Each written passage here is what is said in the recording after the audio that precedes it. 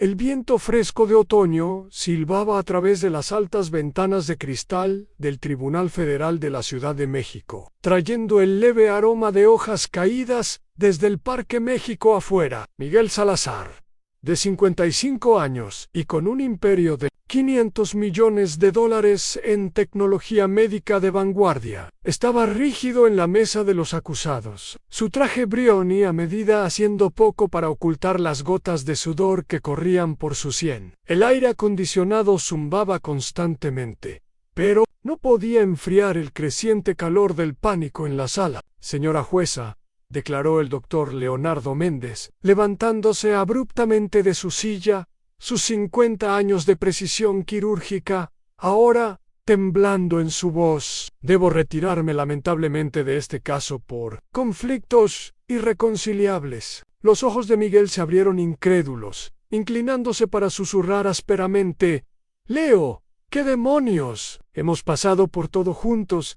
No hagas esto ahora». Pero Méndez ya estaba metiendo papeles en su maletín, manos visiblemente temblorosas como si hubiera fallado una incisión crítica. «Lo siento, Miguel, no puedo. No seré parte de esto nunca más». Sin mirar atrás, marchó hacia la salida, las colas de su bata blanca ondeando como una bandera blanca de rendición, abandonando 2 décadas de lealtad y el juicio por negligencia médica más explosivo que la Ciudad de México había visto en años. A la jueza Adriana López, severa e inquebrantable a sus 62 años, golpeó su mazo una vez. «Doctor Méndez, esto es completamente inusual. No puede abandonar a su cliente y papel de testigo clave en medio del procedimiento». «Entiendo la gravedad, señora jueza», respondió Méndez,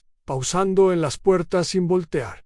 «Pero imperativos morales exigen que me retire. Se han cruzado líneas éticas que ya no puedo ignorar». La galería zumbó con murmullos. Teléfonos inteligentes grabando discretamente mientras los reporteros garabateaban furiosamente. Salazar Medtech, la compañía insignia de Miguel, tambaleaba al borde del colapso bajo acusaciones de implantes cardíacos defectuosos que causaron docenas de muertes. Miguel apretó el borde de la mesa, el destino de su imperio pendiendo de un hilo. «Señora jueza, yo necesito tiempo para un nuevo abogado», tartamudeó, su voz quebrándose por primera vez en una sala de juntas o tribunal. López suspiró, ajustando sus lentes. «Señor Salazar, haremos un breve receso. Pero señora jueza», una voz clara y pequeña resonó desde el fondo, cortando el caos como un bisturí. Todas las cabezas giraron. Un niño, de no más de 12 años, con cabello castaño desaliñado y una sudadera descolorida demasiado grande para su delgada figura, avanzó por el pasillo, sus tenis rozando el suelo pulido. Juan Morales era su nombre, pero en ese momento parecía el héroe improbable, sus ojos ardiendo con un fuego que desmentía su edad. «Disculpe, joven», dijo López amablemente pero con firmeza, «esto es un asunto serio de adultos». «No puedo». «Simplemente soy el defensor de mi mamá», interrumpió Juan. 3 palabras que flotaron en el aire como un diagnóstico inesperado. El tribunal quedó en silencio absoluto. El rostro de Miguel palideció. El nombre Morales golpeándolo como un choque de desfibrilador. Lucía Morales, la enfermera que había arruinado hace 5 años, la que descubrió demasiado. «Tu mamá», repitió López, inclinándose hacia adelante. La mirada de Juan se fijó en Miguel, inquebrantable. «Mi madre, Lucía Morales, fue la enfermera quirúrgica principal de Salazar hasta 2020.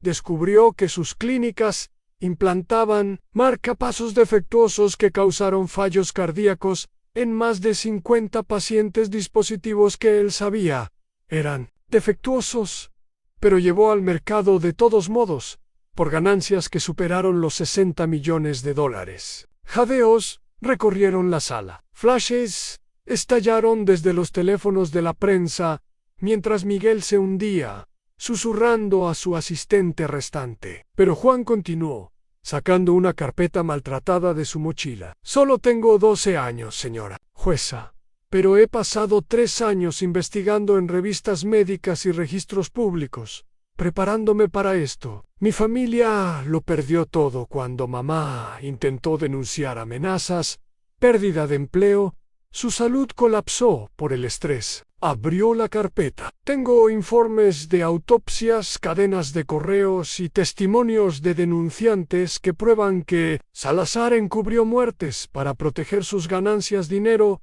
que debió ir a pruebas de seguridad y familias de víctimas. El equipo de Miguel saltó. Objeción. Este niño no puede representar a nadie. Es absurdo. Pero López levantó una mano. Intrigada. En la ley civil de la Ciudad de México, los menores pueden asistir a la familia en capacidades pro se si no hay honorarios involucrados, y con discreción de la corte. Joven, ¿dónde está tu madre ahora? La voz de Juan titubeó por primera vez. En casa, señora jueza postrada. El estrés desencadenó su enfermedad autoinmune. Las cuentas se acumularon. Perdimos nuestra casa. Papá trabaja turnos dobles en un almacén, solo por sus medicinas se enfrentó directamente a Miguel. Pero le prometí que un día la verdad saldría. Hoy, eso está ocurriendo. Miguel Salazar, el magnate que construyó una fortuna con tecnología salvavidas, se quedó sin palabras mientras este niño sostenía pruebas devastadoras que podían destruir su mundo.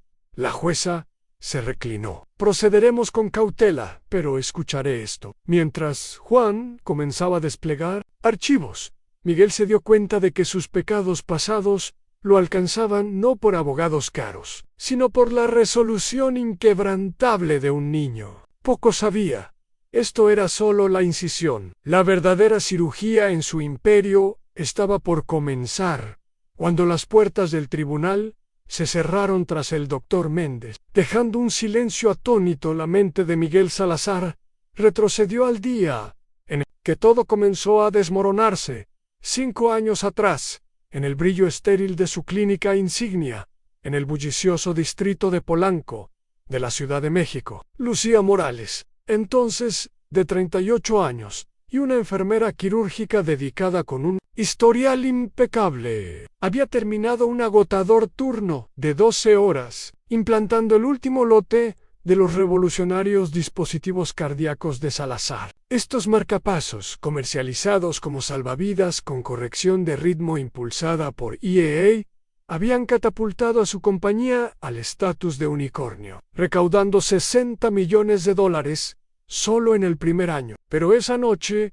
mientras Lucía se lavaba en el vestidor, su colega Rita susurró urgentemente: «Lucía, ¿necesitas ver esto? Un paciente del lote de la semana pasada está de vuelta en urgencias, colapsando». Frunciendo el ceño, Lucía siguió a Rita a los monitores, donde los gráficos mostraban picos erráticos en la salida del implante, quemando el tejido cardíaco del paciente como una batería sobrecargada. «Esto no es aislado», confió Rita, sacando registros internos en su tableta. 3 más.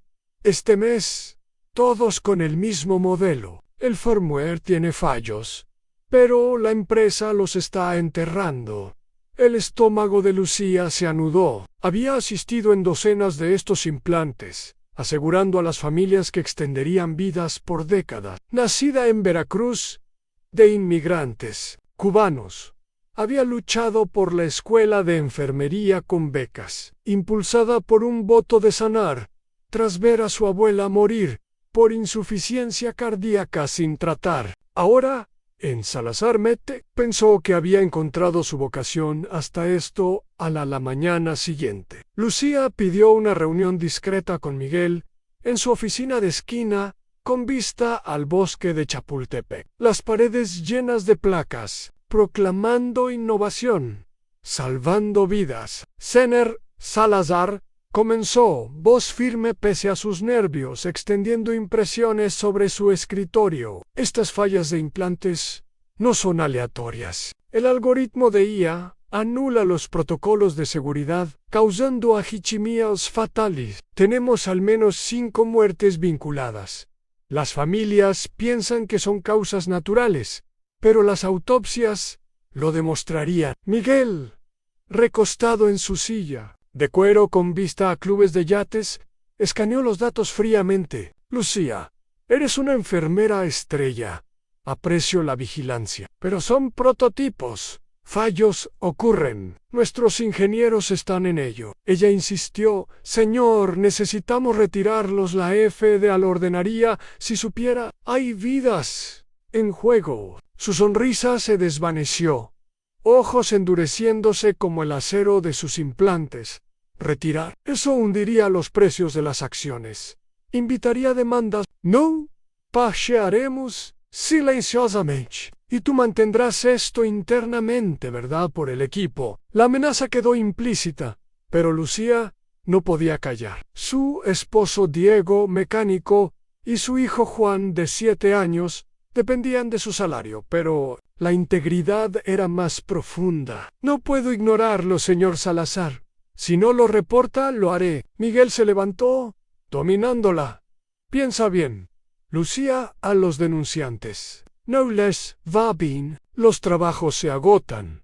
Las reputaciones se manchan. Las familias sufren. 2 días después, seguridad la escoltó fuera, citando fallos de desempeño, su acceso revocado, archivos borrados. Susurros se esparcieron. A Lucía era inestable, propensa a errores en las clínicas. La pusieron en lista negra. Las solicitudes se desvanecieron. Diego tomó turnos extra, pero las cuentas se amontonaron. Hipoteca. Útiles escolares de Juana. Lucía cayó en depresión, su corazón palpitando por estrés, llevándola a urgencias con arritmia. Ecos de los pacientes que intentó salvar. Juan, viendo a su mamá desvanecerse, preguntó una noche: ¿por qué te despidieron, mamá? Eres la mejor enfermera. Con lágrimas, explicó simplificado: vi cosas malas.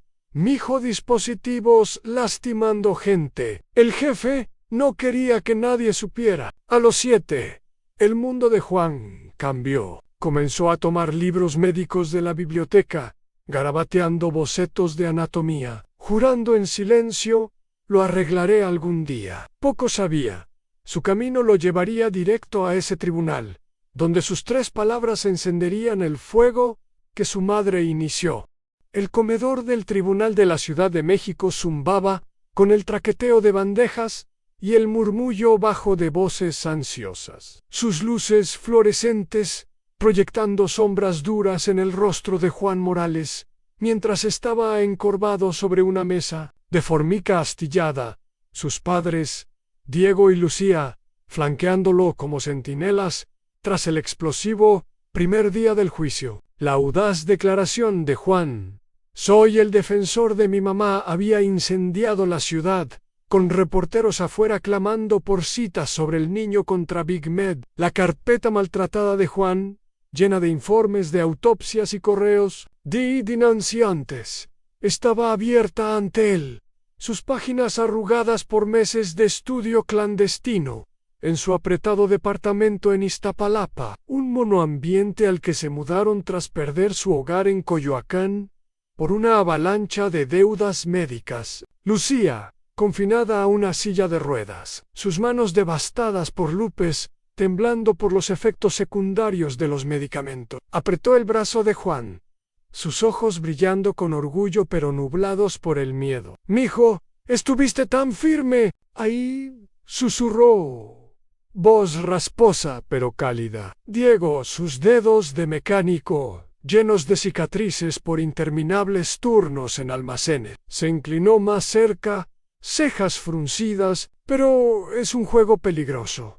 Juan, los tipos como Salazar no pierden sin pelear». Juan asintió, su joven rostro cargando una resolución demasiado pesada para su delgada figura, alimentada por recuerdos del colapso de su familia y una misión nocturna que casi le costó todo hace 5 años. Los Morales habían sido un faro de esperanza obrera.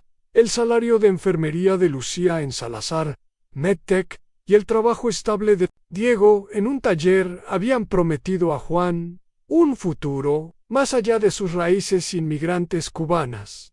Tal vez incluso la universidad, un sueño que sus padres nunca osaron. Pero el despido de Lucía en 2020, tras descubrir fallas mortales en los marcapasos impulsados por IA de la compañía, destrozó esa visión. La influencia de Miguel Salazar se extendía más allá de sus clínicas. Susurros de la inestabilidad de Lucía envenenaron su reputación, poniéndola en lista negra en cada hospital de la Ciudad de México. El tiempo extra de Diego no pudo detener el sangrado. Renta, recetas, víveres agotaron sus ahorros, y el estrés de Lucía desencadenó lupus, llevándola a urgencias con palpitaciones que se burlaban de los implantes defectuosos que intentó exponer. Para 2022, el desalojo los forzó al monoambiente en Iztapalapa, donde Juan dormía en un sofá-cama hundido,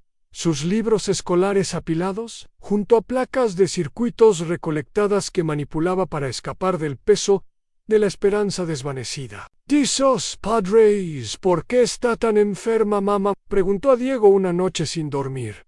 El zumbido del tráfico callejero filtrándose por paredes delgadas. La voz de Diego se quebró. Luchó por la verdad, mijo, pero hombres como Salazar aplastan a los que la dicen. Ese momento encendió un fuego en Juan. A los 9, cambió cómics por revistas médicas, colándose en la biblioteca pública para estudiar textos de anatomía, sus pequeñas manos dibujando diagramas de corazones, bajo luces fluorescentes, parpadeantes. A los 11, la misión de Juan tomó forma. Usando una laptop donada por un programa escolar, codificó una aplicación rudimentaria para cruzar registros de salud públicos con datos de implantes de Salazar MedTech, detectando patrones de fallos cardíacos mal reportados, 53 muertes etiquetadas como causas naturales cuando las autopsias señalaban quemaduras por dispositivos. Contactó a familias de víctimas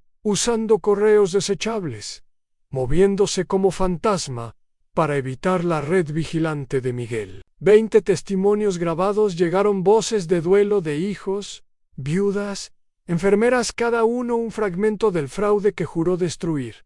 Pero recolectarlos no bastaba. Juan necesitaba ver el costo humano de cerca. Una húmeda noche de julio, con el corazón latiendo fuerte, se coló en la sala de registros del Hospital General de México, haciéndose pasar por hijo de un voluntario para acceder a archivos restringidos. El guardia nocturno, distraído por un juego de los Diablos Rojos en su teléfono, apenas miró mientras Juan, con una gorra de conserje grande, conectó una memoria USB a una terminal, descargando registros internos que vinculaban fallas de implantes a advertencias ignoradas de Salazar. «Niño, estás perdido», gruñó el guardia, sobresaltando a Juan a mitad de la descarga. «Solo, buscando a mi papá», tartamudeó, arrancando la memoria y huyendo. Los archivos incompletos pero condenatorios, un movimiento arriesgado que casi lo expuso, pero alimentó su resolución. De vuelta en el comedor, Juan hojeaba su carpeta. Los registros robados, ahora impresos junto a los gráficos de su aplicación, manchados por la tinta de una impresora prestada. «Papá, esto lo prueba. Pacientes murieron». Y Salazar enterró los informes. Los ojos de Diego se oscurecieron con preocupación. «¿Cómo conseguiste archivos del hospital, mijo?» «Eso no es seguro». Juan sonrió débilmente. Un destello de desafío. «Solo soy un niño. No sospechan de niños». El agarre de Lucía se apretó. Su voz urgente. «Ten cuidado, Juan. Salazar tiene espías por todos lados». Una sombra cayó sobre la mesa. La detective Carla Ramírez, su placa de la policía. Capitalina Gardada se deslizó en una silla con un café humeante. «Niño, ese numerito en el tribunal, valiente, media ciudad habla de ti». Su actitud dura se suavizó al inclinarse. «¿Esos archivos son legítimos?» La USB Revisa los registros hospitalarios, correos de ingenieros, resultados de pacientes. Todo real. En Ramírez ojeó, su mandíbula tensándose. Esto podría desencadenar una investigación criminal, pero Salazar tiene jueces y federales en el bolsillo. Necesitas más que datos.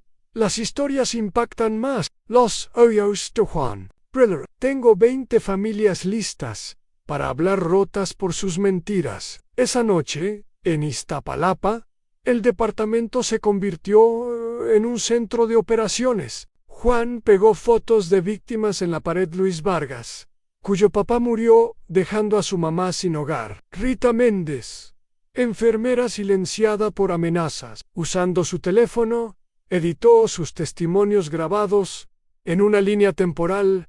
Voces, Dudole, tejiendo una narrativa más fuerte que cualquier defensa corporativa. Pero mientras trabajaba, un ping de su aplicación lo alertó de un nuevo correo.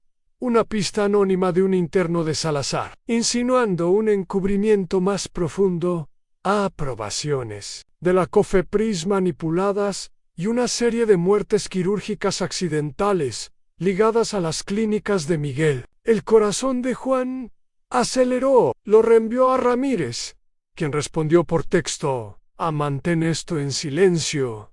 Investigando. Al otro lado de la ciudad, Miguel paseaba por su penthouse, persianas cerradas, la voz de su abogada crepitando por el altavoz. El niño tiene evidencia real, registros hospitalarios, correos. Es peligroso. Miguel golpeó su escritorio. Averigua a quién lo alimenta y deténlo ahora. Sin saberlo, el atraco de Juan al hospital había dejado un rastro, un vistazo de una cámara de seguridad que el equipo de Miguel analizaba, acercándose al niño cuya rebeldía cortaba más profundo en su imperio que cualquier bisturí. El Tribunal Federal de la Ciudad de México zumbaba con anticipación mientras el juicio se reanudaba bajo un cielo gris de octubre, el aire denso con el aroma de lluvia inminente y el zumbido eléctrico de la locura mediática afuera. Juan Morales, ahora una figura familiar para los reporteros acampados en las escaleras, estaba en la mesa de los demandantes. Su sudadera descolorida, reemplazada por un blazer azul prestado, que colgaba suelto en su figura de 12 años. Su carpeta de evidencia, meticulosamente ordenada como herramientas de un cirujano antes de una operación. Sus padres, Diego y Lucía, observaban desde la galería. Lucía en su silla de ruedas, apretando la mano de Diego, su rostro una mezcla de orgullo y temor, mientras su hijo enfrentaba el mastodonte legal de Miguel Salazar. El magnate estaba al otro lado de la sala, su exterior pulido deshilachándose ojeras bajo sus ojos, traicionando noches sin dormir desde el bombazo de Juan en el tribunal. La jueza Adriana López golpeó su mazo, silenciando el zumbido de reporteros y espectadores. Susurrando sabrá. El niño abogado que desafió a Big Madam Verónica Guzmán, la abogada principal de Miguel, se levantó con la calma depredadora de una titana legal de 45 años, su traje carbón y mirada acerada señalando un contraataque pulido por décadas de desmantelar denunciantes. Señora jueza, la defensa desentrañará este espectáculo juvenil, declaró, lanzando una mirada despectiva a Juan, su voz goteando desdén calculado. El contrainterrogatorio de Guzmán a Luis Vargas fue una clase magistral en destrucción. Señor Vargas, afirma que la muerte de su padre resultó de un implante defectuoso, pero los registros médicos muestran hipertensión no tratada por una década, ¿correcto? Luis se movió, voz tensa. Sí, pero la autopsia probó que quemaduras del dispositivo causaron el fallo. En Guzmán proyectó un gráfico, tono helado. Una autopsia privada, financiada por usted en duelo, podría el sesgo haber alterado los resultados. La hipertensión sola explica el paro cardíaco. Juan garabateó furiosamente, su corazón hundiéndose mientras los rostros de los jurados se tensaban con escepticismo. ¡Objeción!, llamó Juan, voz firme pese a los nervios. Las de la autopsia son específicas del dispositivo, no relacionadas con hipertensión a López, asintió. Sostenida. Manténgase enfocada, señora Guzmán. Guzmán giró hacia Rita Méndez, la enfermera despedida. Señora Méndez, ¿fue despedida por insubordinación? Tras faltar a 22 turnos en 2020, ¿sí? Esas ausencias estaban ligadas a luchas personales, quizás alcohol.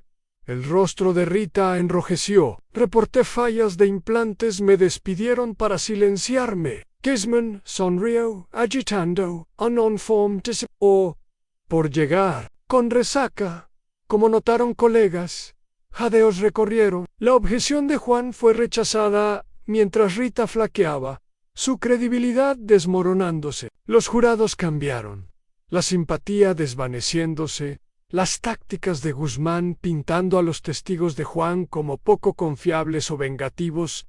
A media mañana, Guzmán llamó al doctor Leonardo Méndez sin relación con Rita el cirujano, cuya salida dramática había encendido esta saga. Leonardo tomó el estrado, demacrado, ojos, evitando los de Juan. Doctor Méndez, ronroneó Guzmán, usted proporcionó documentos a Morales, autopsias, correos, ¿eran genuinos o los falsificó para desviar sus propios juicios por negligencia? En 3 estados, la sala estalló. Juan saltó. Eso es mentira, me dio evidencia real. El mazo de López resonó.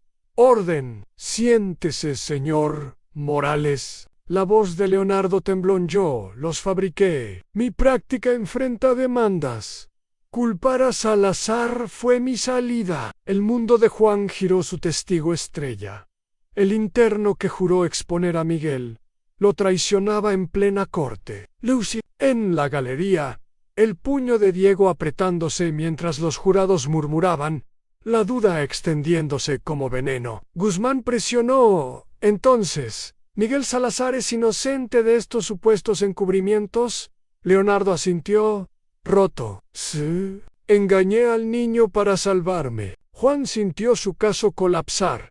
3 años de noche sin dormir, codificando aplicaciones y colándose en salas de registros hospitalarios. Deshechos por la precisión quirúrgica de Guzmán.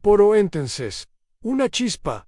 La mano izquierda de Leonardo tembló, un tic nervioso que Juan había notado meses atrás, cuando el doctor le entregó los archivos. Jurando su autenticidad en un encuentro en una cafetería, Juan había estudiado los gestos de Leonardo.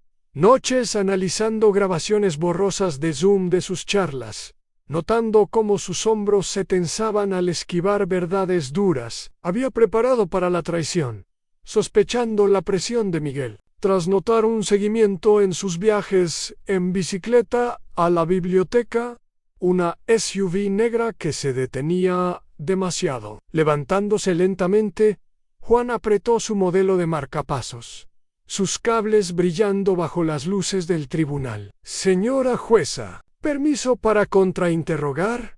Guzmán se burló. Es un niño, no abogado. Los ojos de López se estrecharon. Él llamó al testigo primero permitido, pero que sea breve. Juan se acercó, corazón latiendo como un implante fallido. Doctor Méndez, usted banca en Confianza Costera, donde escondió fondos de esos documentos falsos, ¿verdad? Leonardo dudó.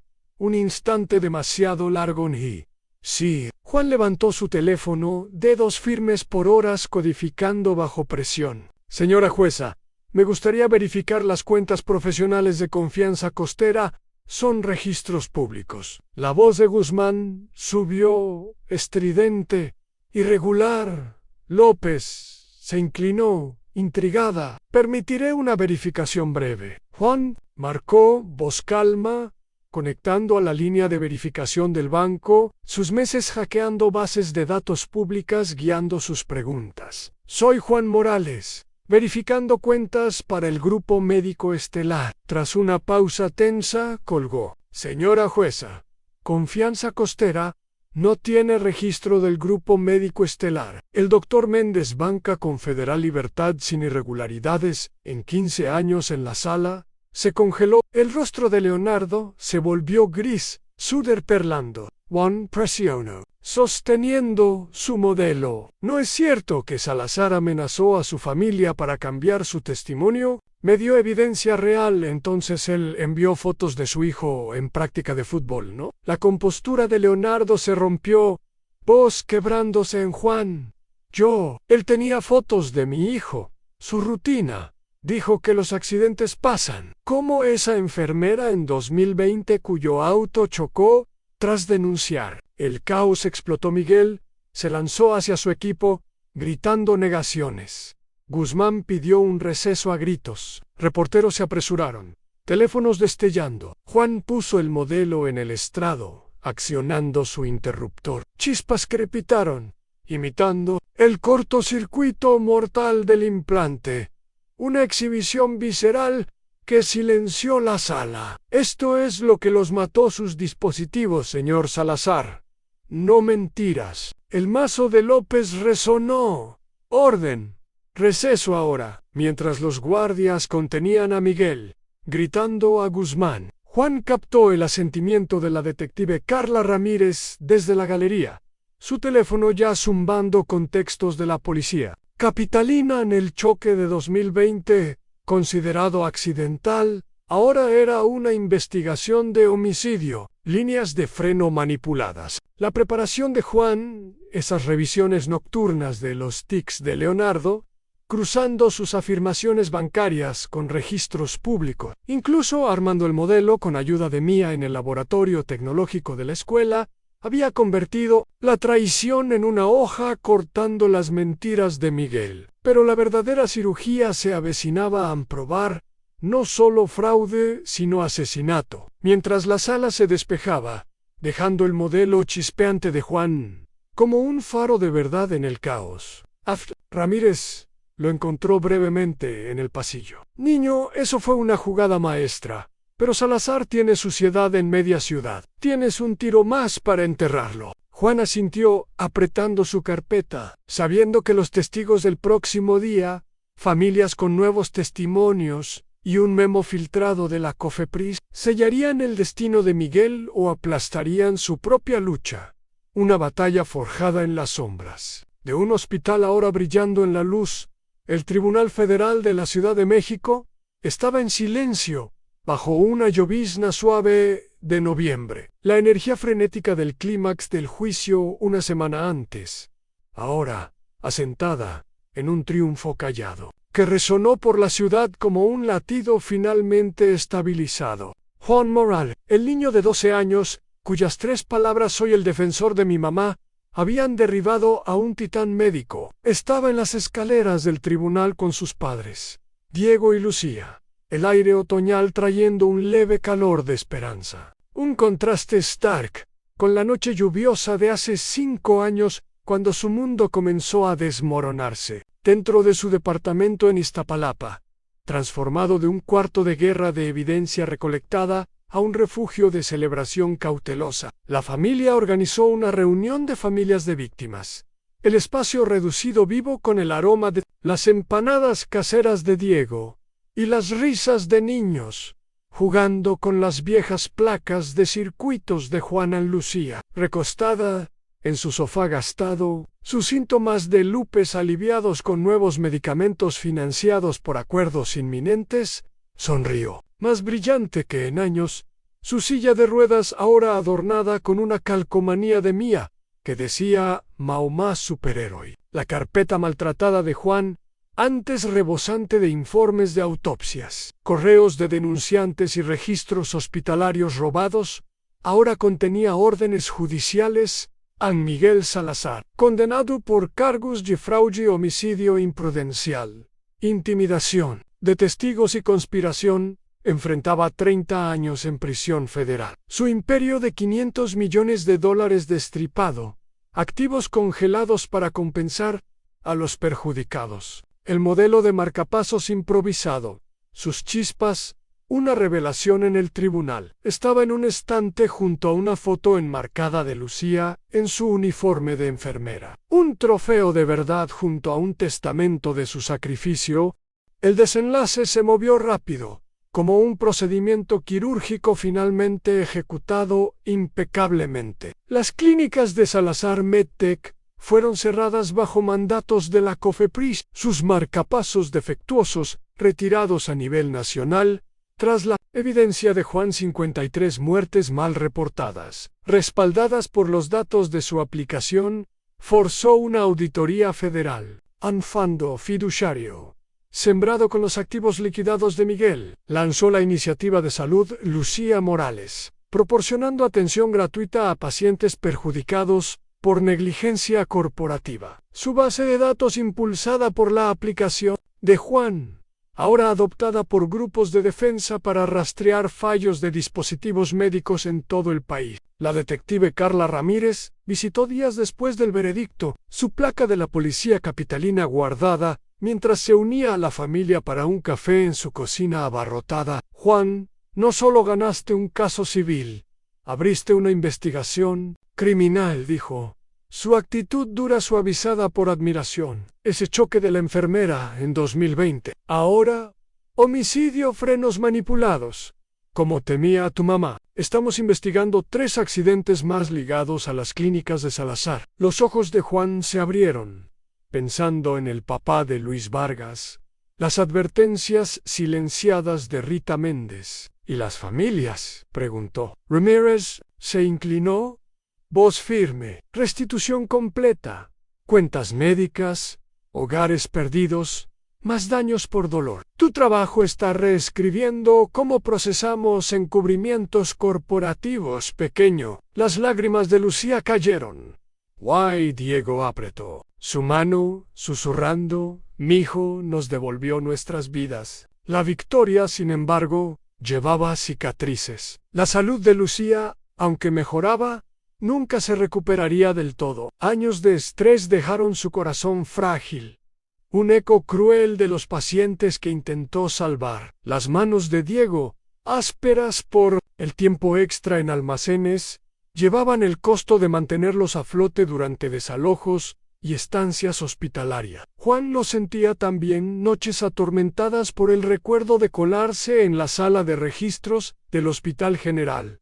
Corazón latiendo mientras esquivaba seguridad, o el miedo en los ojos de Leonardo Méndez al confesar las amenazas de Miguel. Sin embargo, la escuela ofrecía un nuevo ritmo en Juan. Ahora un héroe callado en la prepa del Lago, trabajaba con Mía en el club tecnológico, refinando su aplicación para alertar a familias sobre implantes defectuosos, su broma sobre circuitos, un bálsamo para su espíritu desgastado por la batalla. Eres como Iron Man, pero con piezas de chatarrería, bromeó Mía, provocando su primera risa sin reservas en meses. Pero el peso de su promesa de nunca dejar que otro Salazar silenciara la verdad lo mantenía vigilante. Su laptop zumbando con nuevos pings de datos cada noche. Una semana tras el juicio, un golpe interrumpió su noche. El doctor Leonardo Méndez, el cirujano que casi descarriló el caso de Juan, estaba en su puerta. Su actitud antes impecable reemplazada por una chaqueta arrugada y ojos atormentados. Juan, te debo más que una disculpa, dijo, voz cruda de remordimiento. Ment, para salvar a mi hijo, pero tu valentía me obligó a enfrentar en qué me convertí. Entregó un sobresellado evidencia nueva, sin mancha a memos internos de Salazar, admitiendo fraude a la COFEPRIS, más grabaciones de Miguel ordenando neutralizar a empleados problemáticos. Testificaré en el caso criminal sin acuerdos. Juro, Leonardo. Juan lo estudió viendo a un hombre recuperándose de un colapso moral. Por mamá, haz que cuente. Ayuda a las familias a sanar. Leonardo asintió, comprometiéndose a ser voluntario en la iniciativa de Salud Morales, cambiando su bisturí por servicio en expiación en él. Momento definitorio llegó en el cumpleaños 13 de Juan, una fresca mañana de noviembre, que convirtió su departamento en un vibrante centro. El balcón estaba adornado con luces imitando patrones de circuitos. Mesas cargadas con waffles con forma de tableros de circuitos y empanadas. Regalos apilándose a una tableta de codificación de Diego. una suscripción a revistas médicas de Mía, incluso un modelo de corazón impreso en 3D de su maestro de tecnología. Las familias de víctimas llenaron el espacio Luis Vargas, cuyo acuerdo restauró el hogar de su mamá, Rita Méndez, ahora formándose como defensora de pacientes con el apoyo de la iniciativa. La oficina del alcalde envió una sorpresa, una proclamación declarando el Día de Juan Morales por su incansable búsqueda de justicia, leída en voz alta por Ramírez entre vítores y lágrimas. Pero el momento que detuvo el corazón llegó cuando Juan reveló la primera beca de la iniciativa, financiada por los activos confiscados de Miguel para construir una clínica comunitaria en Iztapalapa, ofreciendo revisiones gratuitas para familias de bajos ingresos. Por mamá, dijo, voz quebrándose mientras Lucía secaba lágrimas, para que nadie más pierda lo que nosotros. Más tarde, cuando la multitud se dispersó, Juan se deslizó al balcón, el horizonte de la Ciudad de México titilando bajo un cielo estrellado. Lucía rodó a su lado, Diego uniéndose con tazas de chocolate caliente. «¿Buen cumpleaños, mijo?», preguntó, su voz más fuerte, ojos brillantes. «El mejor. Pensé que pelearía para siempre esa noche que te enfermaste en el hospital». Lucía le revolvió el cabello, un gesto de días más fáciles. «Luchaste por todos nosotros. Cosiste el mundo de nuevo, como decía la abuela que hacen los sanadores». El brazo de Diego los envolvió. «Su vas cruza. Tu mamá me enseñó que los sistemas autos corazones se rompen, pero se arreglan. Con las manos correctas, han las tuyas, mijo». Juan miró las estrellas, su aplicación sonando con la historia de una nueva víctima, alimentando la misión de la iniciativa. «Hay más Salazares ahí fuera», dijo suavemente. «No he terminado». A Lucía asintió, orgullo feroz en su mirada. «Y estarás listo, mi defensor». Antes de que la fiesta terminara, un visitante inesperado llegó. Miguel Salazar, en libertad bajo fianza pendiente de apelaciones, escoltado por un oficial de la corte. La sala se aquietó, Diego tensándose, pero Juan dio un paso adelante, sin miedo. «¿Por qué estás aquí?» Miguel, su arrogancia apagada por la derrota, encontró sus ojos. «Para decir que me equivoqué con tu mamá. El encubrimiento. Pensé que las ganancias eran progreso, pero destruí vidas». Su voz titubeó. «Estoy firmando mi última clínica a tu iniciativa borrón y cuenta nueva. Total transparencia». Juan lo estudió, sopesando la sinceridad contra años de engaño. «Hazlo por los pacientes, no por redención. Pruébalo con acciones». Miguel asintió. Un hombre roto enfrentando a un niño que había remodelado la justicia. «My entrance say, iba». Juan sintió un cambio, no perdón, sino cierre. Un paso hacia la sanación a la noche.